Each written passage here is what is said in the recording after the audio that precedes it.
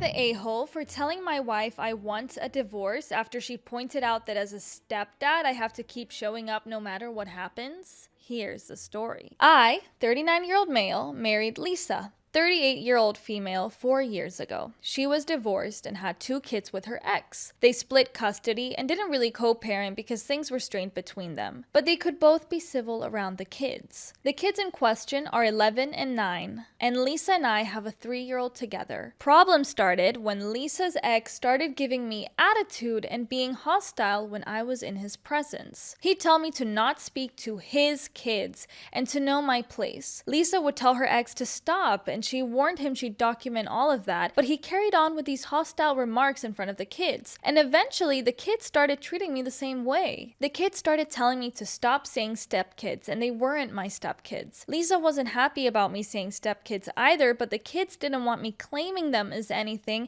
and my wife wanted me to claim them as my kids. She started encouraging more of a relationship between us, but the kids constantly disrespected me. She wanted me to take them more places, wanted me to be more involved in more of their extracurricular activities. I was already involved to some degree, but she was mom, her ex was dad, and I was stepdad, and not equal to the bio parents. But she said I signed up to be their dad, and that was what I needed to be, and I try to be there more. She said the kids would come around when they saw me being there for them. The final straw for me happened last week. I had picked the oldest up from practice, and in the car they got mad at me for trying to ask how it went. It started with, "You're not my dad," but went up to saying they would accuse me of abusing them because then I'd be punished and would never see them again, and it would make them and their siblings happy because they hate me like their dad hates me. I told Lisa about this, and she told me I need to remain strong and carry on because they all need me.